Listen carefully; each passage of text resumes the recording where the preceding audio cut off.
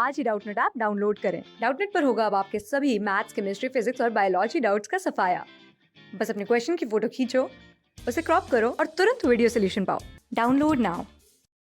Hello students, इस video में हम डिस्कस करने वाले हैं कुछ मेजर रीजंस जिन रीजंस की वजह से हमारे फेडरल सिस्टम में कॉन्फ्लिक्ट रेज होते हैं, डिस्प्यूट्स राइज होते हैं।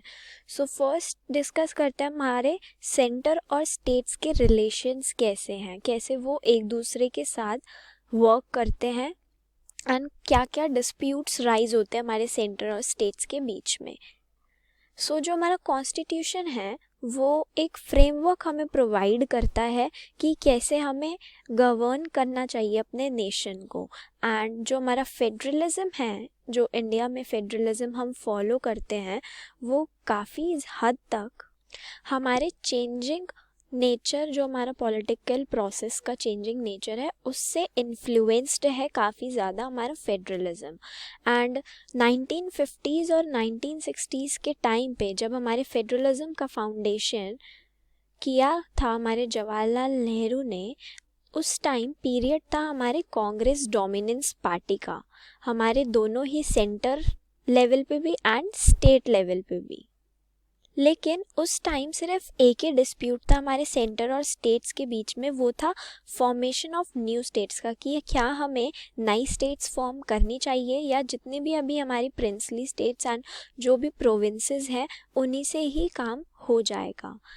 इस रीज़न को छोड़ के कोई भी डिस्प्यूट नहीं था एंड सेंटर और स्टेट के बीच में जो रिलेशंस थे उस टाइम वो बहुत ही नॉर्मल थे।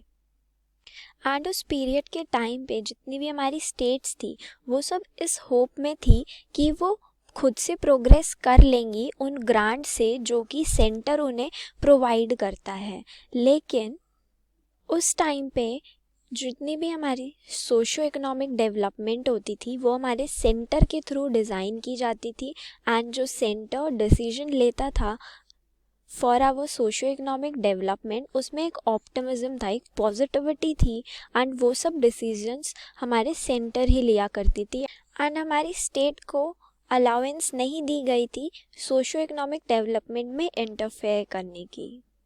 लेकिन जब हमारा पीरियड स्टार्ट हुआ मिडिल 1960s का, उस टाइम पे जो कांग्रेस का डोमिनेंस था वो थोड़ा डिक्लाइन होना स्टार्ट हो गया, बिकॉज काफ़ी लार्ज नंबर में जो हमारी स्टेट्स की ऑपोजिशन पार्टीज़ थी वो पावर में आने लग गई एंड उनके पावर में आने से जितनी भी हमारी स्टेट्स थी उन्होंने डिमांड की सेंटर से ग्रेटर ऑटोनॉमी की एंड ग्रेटर पावर्स की। लेकिन ये सब जो भी डिमांड्स हमारी स्टेट्स कर रही थी वो एक डायरेक्ट फॉल आउट थी। लेकिन ये जितनी भी डिमांड्स या जितनी भी ग्रेटर ऑटोनॉमी की बात जो स्टेट्स कर रही थी वो एक डायरेक्ट फॉल आउट की तरह सामने निकल के आए। डायरेक्ट फॉल आउट का मतलब होता है कि जब किसी एक सिचुएशन पे एडवर्स रिजल्ट्स आते हैं, मींस उस सिचुएशन के अगेंस्ट रिजल्ट्स आते हैं। एंड जबकि ये फैक्ट था कि जो डिफरेंट पार्टीज़ थी वो रूल कर रही थी सेंटर में भी एंड स्टेट्स में भी, इसी वजह से जो स्टेट गवर्नमेंट्स थी वो प्रोटेस्ट करने लग गई उन रीजंस पे, जब उन्हें लगा कि जो हमारी गवर्नमेंट है वो अननेसेसरी इंटरफेयर कर रही है, जो हमारी कांग्रेस गवर्नमेंट है वो सेंटर में अननेसेसरी इंटरफेयर कर रही है। तो स्टेट गवर्नमेंट ने प्रोटेस्ट करना स्टार्ट कर दिया एंड फिर इसी आइडिया की वजह से, इसी रीज़न की वजह से जो रिलेशंस थे हमारे सेंटर और स्टेट्स के बीच में वो थोड़े ख़राब होने स्टार्ट हो गए।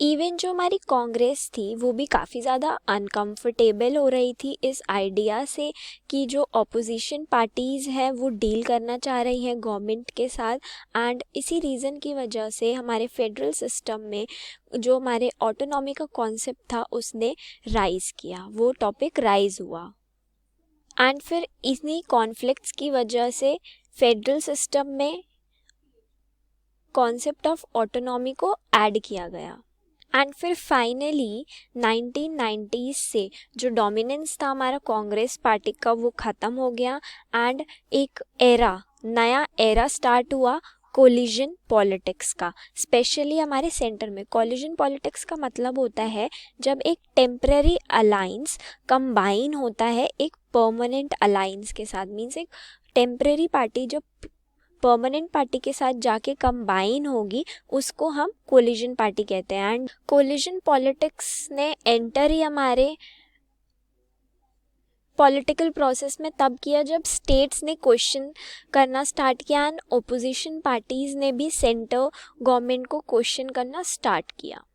एंड कोलिजन पॉलिटिक्स के स्टार्ट होते ही हमारे स्टेट गवर्नमेंट में भी डिफरेंट पार्टीज़ का ओरिजिन हुआ, दोनों नेशनल लेवल पे भी एंड रीजनल लेवल पे भी, एंड दोनों ही फिर पावर में आ गई। एंड फिर इसकी वजह से ये रिज़ल्ट निकल कर आया कि एक रिस्पेक्ट स्टार्ट हुई हमारी कंट्री की जितनी भी डाइवर्सिटीज़ हैं उनके बीच में, एंड स्टार्ट हुआ हमारा मैच्योर फेडरलिज्म भी। सेंटर और स्टेट्स के बीच में जो भी इश्यूज मिडिल 1960s में रेज हुए थे उसकी वजह से हमारी जो ऑटोनॉमी थी, ग्रेटर ऑटोनॉमी जो स्टेट्स ने डिमांड की थी वो सामने निकल के आई। तो अभी हम डिस्कस करते हैं कि ऑटोनॉमी के लिए क्या क्या डिमांड्स हमारे स्टेट्स ने की थी। ऑटोनॉमी का मतलब होता है द राइट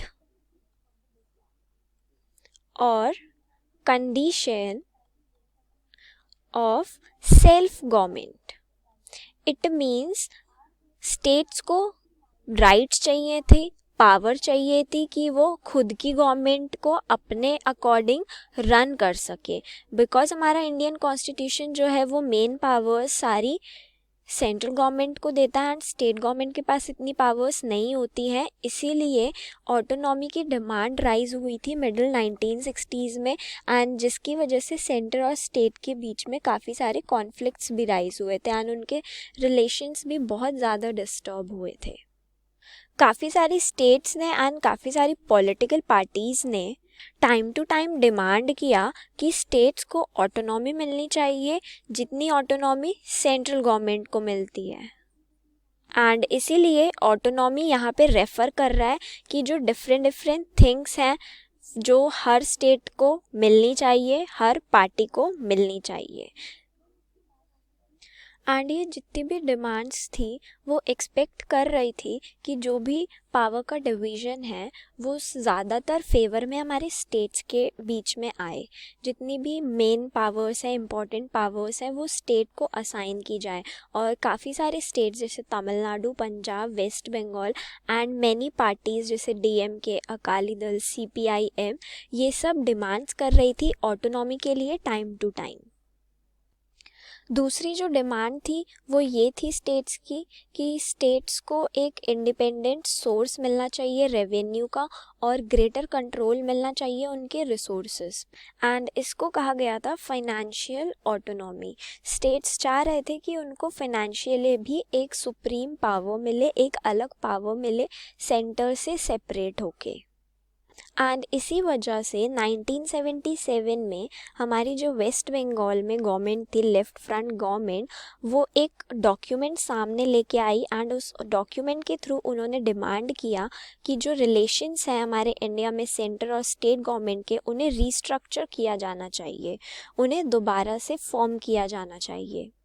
इवन जो हमारी स्टेट्स थी जैसे तमिलनाडु एंड पंजाब हो गई, उनकी जो डिमांड्स थी ऑटोनॉमी की, उसमें भी ये डिस्क्राइब किया गया था, ये डिमांड किया गया था कि उनको फाइनेंशियल पावर्स मिलनी चाहिए।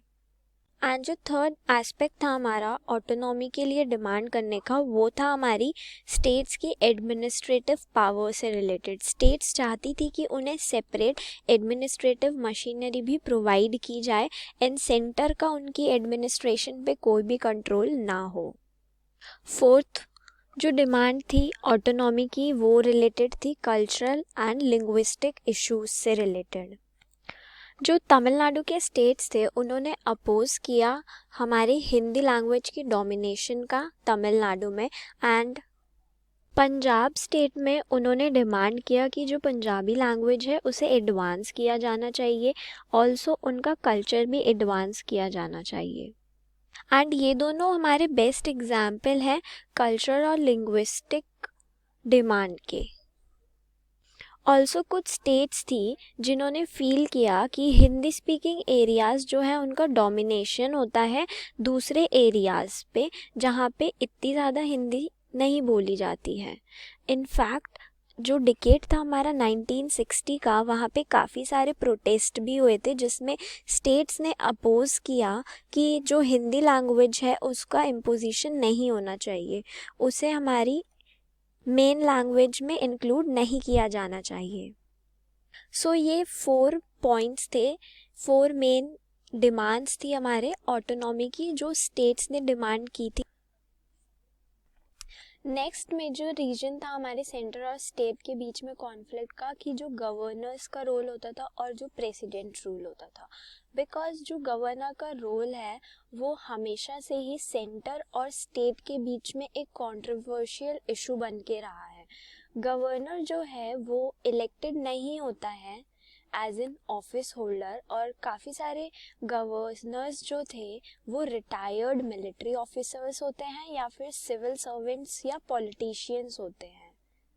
एंड जो हमारा गवर्नर होता है उसको अपॉइंट करती है हमारी सेंट्रल गवर्नमेंट, लेकिन जो एक्शंस होते हैं हमारे गवर्नर के उनको हम व्यू करते हैं एज एन इंटरफेरेंस जो हमारी सेंट्रल गवर्नमेंट करती है हमारे स्टेट गवर्नमेंट के फंक्शनिंग में। एंड जब दो डिफरेंट पार्टीज पावर में होती है सेंटर और स्टेट के बीच में, मींस अगर स्टेट में दूसरी गवर्नमेंट है एंड सेंटर में दूसरी गवर्नमेंट है, तो जो गवर्नर का रोल होता है वो और भी ज़्यादा कंट्रोवर्शियल बन जाता है। एंड 1983 में जो सरकारिया कमीशन हमारा इंट्रोड्यूस किया गया था, अपॉइंट किया गया था सेंट्रल गवर्नमेंट के थ्रू, एंड उसकी रिपोर्ट 1988 में सबमिट की गई थी एग्जामिन करने के लिए कि कैसे हमारे सेंटर और स्टेट के इश्यूज एक दूसरे से रिलेटेड होते हैं, जिसमें रेकमेंड किया गया था कि जो गवर्नर की अपॉइंटमेंट होती है वो स्ट्रिक्टली नॉन पार्टीसन होनी चाहिए। नॉन पार्टीसन का मतलब होता है नॉट बाइस्ड, मीन्स गवर्नर की जो अपॉइंटमेंट है वो किसी भी इंडिविजुअल के या किसी भी ग्रुप इंडिविजुअल के फेवर में नहीं होना चाहिए। एंड जो हमारे गवर्नर की पावर्स हैं उसका रोल है वो एक रीज़न की वजह से और ज़्यादा कंट्रोवर्शियल हो जाता है। एंड सबसे ज़्यादा कंट्रोवर्शियल आर्टिकल जो है हमारे कॉन्स्टिट्यूशन में, that is article 356। And article 356 में प्रेसिडेंट रूल स्टेट किया गया है, प्रोवाइड किया गया है कि प्रेसिडेंट अपना रूल किसी भी स्टेट में अप्लाई कर सकता है अगर ज़रूरत पड़े। तो ये प्रोविज़न तब अप्लाई किया जाता है जब ऐसी सिचुएशन राइज होती है जहाँ पे जो हमारी गवर्नमेंट होती है, जो स्टेट गवर्नमेंट होती है, वो अपने अकॉर्डिंग प्रोविजंस को यूज़ करती है एंड जो कॉन्स्टिट्यूशन के अंदर प्रोविजंस हैं उनको फॉलो नहीं करती है, तब प्रेसिडेंट रूल किसी भी स्टेट में अप्लाई किया जा सकता है। एंड इसकी वजह से जो भी पावर्स होती है हमारी स्टेट गवर्नमेंट की वो यूनियन गवर्नमेंट के हाथ में चली जाती हैं जब प्रेसिडेंट रूल किसी भी स्टेट में अप्लाई किया जाता है। एंड हमारे प्रेसिडेंट्स का जो प्रोक्लेमेशन होता है उसको सबसे पहले पार्लियामेंट में रेटिफाई किया जाता है एंड फिर president rule further till 3 years तक एक्सटेंड किया जा सकता है। एंड जो गवर्नर्स के पास पावर होती है कि वो रेकमेंड कर सकता है कि जो स्टेट गवर्नमेंट है उसको सस्पेंड किया जाए या स्टेट असेंबली को डिसमिस किया जाए, ये सारी पावर्स हमारी गवर्नर के पास होती है। और इसी की वजह से काफ़ी सारे कॉन्फ्लिक्ट्स राइज होते हैं between the power of president and between the power of governor. And कुछ केसेस में स्टेट गवर्नमेंट तब डिसमिस की गई थी जब उनके पास लेजिस्लेचर में मेजॉरिटी थी, जैसे केरला में हुआ था 1959 में एंड दूसरी अदर स्टेट्स में हुआ था इन 1967। इन स्टेट के पास लेजिस्लेचर में फुल मेजॉरिटी थी, स्टिल स्टेट गवर्नमेंट इनकी डिसमिस कर दी गई थी गवर्नर के थ्रू। एंड इनमें से कुछ केसेस थे जो सुप्रीम कोर्ट तक गए एंड कोर्ट ने ये डिसीजन दिया कि जो कॉन्स्टिट्यूशनल वैलिडिटी है जिसमें प्रेसिडेंट रूल इम्पोज किया जाना चाहिए वो जुडिशियरी के थ्रू फिर एग्जामिन किया गया था। एंड हमारा जो आर्टिकल 356 था वो 1967 तक बहुत ही स्पैरिंगली यूज़ किया जाता था। स्पैरिंगली का मतलब होता है जब हम किसी भी चीज़ को जो स्मॉलर क्वांटिटी होती है उसको इनफ्रीक्वेंट मैनर में यूज़ करते हैं। एंड 1967 के बाद क्या था, काफ़ी सारी स्टेट्स में नॉन कांग्रेस गवर्नमेंट स्टार्ट हो गई थी एंड जो कांग्रेस थी वो मेन पावर में थी, मतलब सेंटर में थी। एंड इसी वजह से जो हमारी सेंटर थी वो काफ़ी बार उस प्रोविज़न का यूज़ करती थी एंड स्टेट गवर्नमेंट को बिना किसी रीज़न के डिसमिस कर दिया करती थी। ऑल्सो जो हमारी गवर्नर की पावर थी जो वो ऑफिस होल्ड किया करते थे, तो जो हमारी सेंट्रल गवर्नमेंट थी वो गवर्नर की पावर को यूज़ करती थी मेजॉरिटी पार्टी को प्रिवेंट करने के लिए एंड कोलिजन पार्टी को प्रिवेंट करने के लिए कि वो एज्यूमिंग ऑफिस को ना होल्ड करे, जो भी कोलिजन्स पार्टी है वो जाके ऑफिस को होल्ड ना करे। इसीलिए गवर्नर की जो पावर थी वो सेंट्रल गवर्नमेंट प्रिवेंट के लिए यूज़ किया करती थी।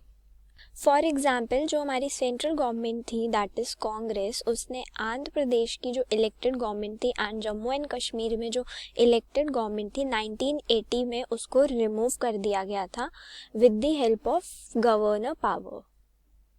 सेकेंड जो कॉन्फ्लिक्ट था जो सेंटर और स्टेट के बीच में होता था वो होता था for the demands for new states. जब हमारे नेशनल मूवमेंट स्टार्ट हुए थे तो उन्होंने ना ही सिर्फ plan India and national unity को क्रिएट किया था, ऑल्सो उन्होंने जनरेट की थी एक कॉमन यूनिटी, एक common language, region and culture.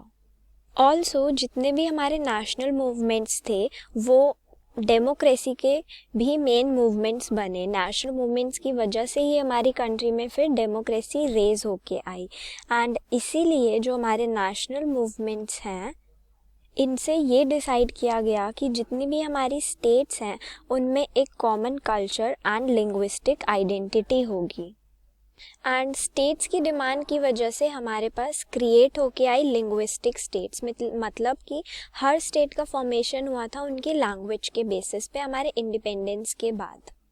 और लिंग्विस्टिक स्टेट्स का फॉर्मेशन 1954 में हुआ था with the help of states reorganisation commission and इन्होंने रेकमेंड किया था creation of the linguistic states कि एटलीस्ट हमारे उन मेजर लिंग्विस्टिक ग्रुप्स के लिए जो एक रीजन से बिलोंग करते हैं। फॉर एग्ज़ाम्पल अगर एक ग्रुप है वहाँ पे ज़्यादा पंजाबी स्पीकिंग पीपल रहते हैं सो वो लोगों के लिए अलग स्टेट फॉर्म किया गया एंड वो फॉर्म हुआ हमारा एज इन पंजाब।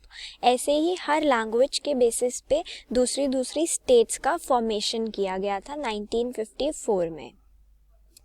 एंड 1956 में जब स्टेट्स का रीऑर्गेनाइजेशन हुआ तो ये बिगनिंग थी हमारे लिंग्विस्टिक स्टेट्स के क्रिएशन की एंड ये प्रोसेस अभी तक कंटिन्यू चलता आ रहा है। गुजरात और महाराष्ट्र क्रिएट किए गए थे इन 1960, पंजाब एंड हरियाणा सेपरेट हुए एक दूसरे से इन 1966। उसके बाद नॉर्थ ईस्ट रीजन में काफ़ी सारी स्टेट्स क्रिएट की गई जैसे मेघालय, मणिपुर एंड अरुणाचल प्रदेश।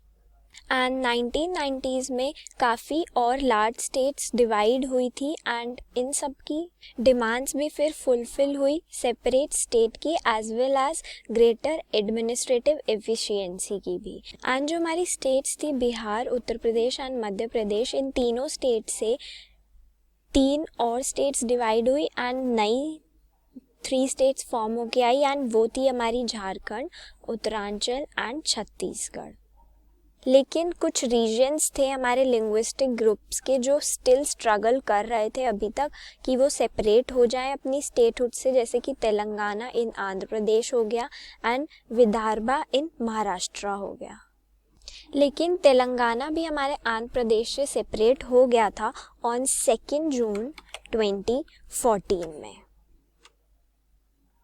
लास्ट जो रीज़न था हमारे सेंटर और स्टेट्स के कॉन्फ्लिक्ट्स का that was inter states conflicts. जब स्टेट्स एक दूसरे से लड़ रही थी विद दी सेंटर अपने ऑटोनॉमी के लिए एंड कुछ दूसरे इश्यूज के लिए, जैसे शेयर हो गया उनके रेवेन्यू रिसोर्सेज में। उस टाइम काफ़ी सारे डिस्प्यूट्स हमारे दो स्टेट्स के बीच में या दो से ज़्यादा स्टेट्स के बीच में भी चल रहे थे। एंड इन सब डिस्प्यूट्स में जो हमारी जुडिशियरी थी उन्होंने डिसीजन लिया एंड वो as an mechanism, as an instrument निकल के आया जिसने इन सब डिस्प्यूट्स को, इन सब प्रॉब्लम्स को सॉल्व किया ऑन द लीगल नेचर।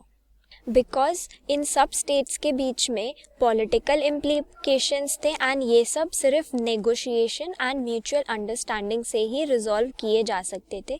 इसीलिए जुडिशियरी ने इन सब प्रॉब्लम्स को डील किया एंड फिर इन सब डिस्प्यूट्स को, इन सब कॉन्फ्लिक्ट्स को रिजॉल्व किया। एंड मेनली उस टाइम दो टाइप्स के डिस्प्यूट सबसे ज़्यादा निकल के आ रहे थे। One was the border dispute, जहाँ पे स्टेट्स क्लेम करती थी कि वो पर्टिकुलर टेरिटरी उनकी नेबरिंग स्टेट को बिलोंग नहीं करती एंड वो हमें करती है। एंड लैंग्वेज के बेसिस पे बाउंड्रीज को डिफाइन किया गया था फिर स्टेट्स पे, लेकिन still border issues population speaking के बेसिस पे क्रिएट होते रहते थे। बिकॉज एक एरिया में मोर देन वन लैंग्वेज के लोग रहते थे तो वहाँ पे ज़्यादातर हमें बॉर्डर डिस्प्यूट देखने को मिलता था। सो इस डिस्प्यूट को लिंग्विस्टिक मेजॉरिटी के बेसिस पे सॉल्व करना इतना आसान नहीं था। एंड जो सबसे लंबे टाइम तक जो बॉर्डर डिस्प्यूट हमारा चला था वो डिस्प्यूट था बिटवीन महाराष्ट्र एंड कर्नाटका, हमारे बेलगाम सिटी के ऊपर। सेकंड था मणिपुर और नागालैंड के बीच का भी डिस्प्यूट। ये दोनों ही डिस्प्यूट्स हमारे काफ़ी लंबे टाइम तक कंटिन्यू हुए थे। इवन जब हरियाणा सेपरेट हो रहा था पंजाब स्टेट से, तब भी इन दोनों स्टेट्स के बीच में काफ़ी सारे डिस्प्यूट्स थे, ना ही सिर्फ बॉर्डर एरियाज़ को लेके बल्कि उनकी कैपिटल सिटी चंडीगढ़ को लेके भी। एंड अभी प्रेजेंट टाइम में जो चंडीगढ़ है वो दोनों ही स्टेट्स की कैपिटल है। एंड ड्यूरिंग 1985 जो हमारे प्राइम मिनिस्टर थे राजीव गांधी, उन्होंने अंडरस्टैंड किया इस मैटर को और उनकी अंडरस्टैंडिंग से ये डिसाइड किया गया कि जो चंडीगढ़ होगा वो पंजाब को हैंड ओवर कर दिया जाएगा। लेकिन अभी तक इस इशू को सीरियसली नहीं देखा गया है। ऑल्सो जो हमारे बॉर्डर डिस्प्यूट्स होते हैं वो ज़्यादातर सेंटिमेंट्स पे बिलोंग करते हैं। जैसे कुछ डिस्प्यूट्स हो गए हमारे रिवर वाटर शेयरिंग पे, ये और भी ज़्यादा सीरियस होते हैं हमारे, बिकॉज वो ड्रिंकिंग वाटर एंड एग्रीकल्चर जैसी प्रॉब्लम से कंसर्न्ड होते हैं स्टेट्स की। एंड जो हमारा कावेरी वाटर डिस्प्यूट था बिटवीन तमिलनाडु एंड कर्नाटका, ये बहुत ही मेजर रिवर डिस्प्यूट था, रिवर वाटर डिस्प्यूट था, जिसमें जो फार्मर्स थे दोनों ही स्टेट्स के वो डिपेंड होते थे कावेरी रिवर की वाटर पे। एंड इस डिस्प्यूट को सॉल्व करने के लिए एक ट्राइब्यूनल का फॉर्म किया गया जिससे दोनों ही स्टेट्स के फार्मर्स को वाटर इक्वली मिल पाए एंड ये डिस्प्यूट सुप्रीम कोर्ट के थ्रू सॉल्व किया गया था। सिमिलरली जो डिस्प्यूट था हमारे गुजरात, मध्य प्रदेश एंड महाराष्ट्र के बीच में हमारे नर्मदा रिवर के वाटर को लेके, वो डिस्प्यूट भी हमारे सुप्रीम कोर्ट के थ्रू ही सॉल्व किया गया था। जो हमारी नर्मदा रिवर थी वो मेजर सोर्स थी तीनों ही स्टेट्स के लिए। एंड अगर तीनों स्टेट्स एक दूसरे से कोऑपरेट नहीं करती तो शायद ये डिस्प्यूट अभी सॉल्व नहीं होता। सो यहाँ पे टॉपिक ख़त्म होता है हमारा कॉन्फ्लिक्ट्स जो हमारे इंडियन फेडरल सिस्टम में रेज होते हैं। आई होप आपको समझ आया होगा। Thank you. क्लास 6 से 12 से लेके नीट, IIT, JEE मेंस और एडवांस के लेवल तक 10 मिलियन से ज्यादा स्टूडेंट्स का भरोसा। आज ही डाउनलोड करें डाउटनेट ऐप या व्हाट्सएप कीजिए अपने डाउट्स 8400 400 400 पर।